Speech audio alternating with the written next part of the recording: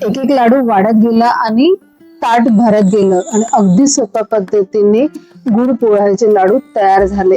एवढं सोपी पद्धतीने लाडू तुम्ही कधी केले आहे का? नसेल केले तर ही रेसिपी शेवटपर्यंत बघा आणि ही रेसिपी नक्की ट्राय करून बघा. अगदी सोप्या पद्धतीने तुम्ही गुड पोह्याचे लाडू खमंग, टेस्टी आणि हेल्दी घरी बनवू शकता. सुरुवातीला आपल्याला एक मोठी वाटी घेतलेली आहे मी, तिथे जाड पोहे घ्यायचे आहे, आपल्याला चाळून घ्यायचे आहे. नंतर एका कढईमध्ये पोहे छान खमंग असे भाजून घ्यायचे आहे. असं हातात घेतल्यानंतर ते चुरल्यानंतर त्याच्यात चुरा झाला पाहिजे इतपत भाजायचे आहे. थोडासा कलर चेंज करायचा आहे आपल्याला पोह्याचा आणि ही प्रोसेस आपल्याला मंद आचेवर करायची आहे, म्हणजे आपले पोहे जे आहे ते खमंग भाजले गेले पाहिजे. यावर आपलं लाडूची चव डिपेंड करते, त्यामुळे तुम्ही मोठ्या आचेवर नाही, मंद आचेवर पोहे भाजून घ्या. बघा कलर चेंज झालेला आहे आणि हातात घेतल्यानंतर अशा पद्धतीने ते चुरले गेले पाहिजे. तर गरम पोहे आपण साईडला काढून घेऊ. त्याच पॅन मध्ये आपल्याला एक वाट्याचं थोडंसं कमी सुकं खोबऱ्याचं खीस घ्यायचं आहे.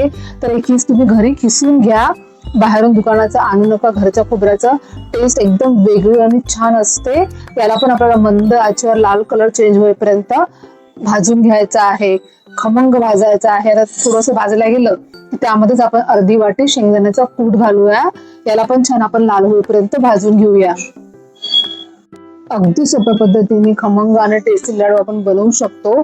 तुम्ही या पद्धतीचे गुड पोह्याचे लाडू कधी ट्राय केले आहे का? केले असेल तर मला कमेंट करून नक्की सांगा. नसेल केली तर ही रेसिपी तुम्ही नक्की ट्राय करून बघा. बघा छानपैकी शेंगदाण्याच्या कूटचा आणि खोबरा खिसा कलर चेंज झालेला आहे. त्यामध्ये आपल्याला पोहे टाकायचे आहे. हे तिन्ही इन्ग्रेडियंट छानपैकी एकदा एकत्र करून छान परतून घ्यायचे आहे, थंड करायचे आहे. मिक्सरच्या भांड्यामध्ये घालून याचं बारीक असं आपल्याला पीठ तयार करून घ्यायचं आहे, पावडर तयार करून घ्यायचा आहे. मग अशा पद्धतीने आता यामध्ये आपल्याला चवीनुसार गुळ टाकायचा आहे. तर गुळ तुम्ही तुमच्या आवडीने घ्या, तुम्हाला त्या पद्धतीचा गुळ पाहिजे आहे तेवढं घेऊ शकता, असा अंदाज वगैरे काही नाही आहे. जसं गोड पाहिजे तुम्ही तशा पद्धतीचा गुळ घ्यायचा आहे. मिक्सर मधून फिरवून घ्यायचा आहे. एका मोठ्या भांड्यामध्ये आपल्याला सर्व मिश्रण काढून घ्यायचं आहे. त्यामध्ये आपल्याला विलायची पूड टाकायची आहे. आता एका पॅन घ्यायचा आहे, त्यामध्ये आपल्याला 2 चमचे साजूक तूप घालून त्यामध्ये आपल्या आवडीनुसार ड्रायफ्रूट जे आहे, तर मी बदाम काजू घेतलेले आहे. तुम्ही तुमच्या आवडीने ड्रायफ्रुट्स घेऊ शकता. बदाम काजू छान बारीक करून घ्यायचे आहे. त्याला छानपैकी तुपामध्ये सळतळून घ्यायचे आहे, परतून घ्यायचे आहे आपल्याला. आता यामध्ये आपण टाकणार आहे मनुका. त्याला तिन्हीला पण छानपैकी तुपामध्ये मस्त खमंग भाजून घ्यायचं आहे. व्यवस्थित असं छान मनुका फुलतात, फुललेला मनुका दिसतात बघा. आणि बदाम काजू पण छानपैकी आपल्याला थोडंसं क्रिस्पी होऊ द्यायचं आहे, म्हणजे लाडू खाताना ते टेस्टला खूप छान लागतात बघा. आता आपले ड्रायफ्रुट्स तुपामध्ये शिजत आलेले आहे. आता हे सर्व इन्ग्रेडियंट्स तुपासहितच आपल्या मिश्रणामध्ये टाकायचं आहे. थोडं गरम आहे, तर आता याला व्यवस्थित चमच्याने एकजीव करून घ्यायचा आहे. सर्व इन्ग्रेडियंट छानपैकी मिक्स करून घ्यायचे आहे. विलायची, ड्रायफ्रुट्स, तूप वगैरे.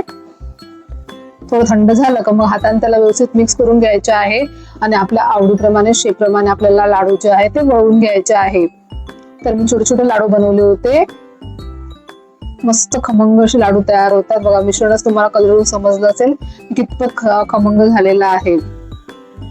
छान आता आपल्याला छोटे छोटे लाडू करून घ्यायचे आहे. तयार आहे आपले गुळ पोह्याचे लाडू.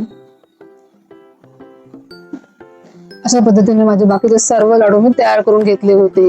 तुम्हाला माझी आजची रेसिपी नक्कीच आवडली असेल तर व्हिडिओला लाईक करा, शेअर करा, कमेंट करा. नवीन असेल तर माझ्या चॅनल तुम्ही सबस्क्राईब करा. मला भरभरून सपोर्ट करा. भेटू नेक्स्ट व्हिडिओ मध्ये. Bye bye, take care.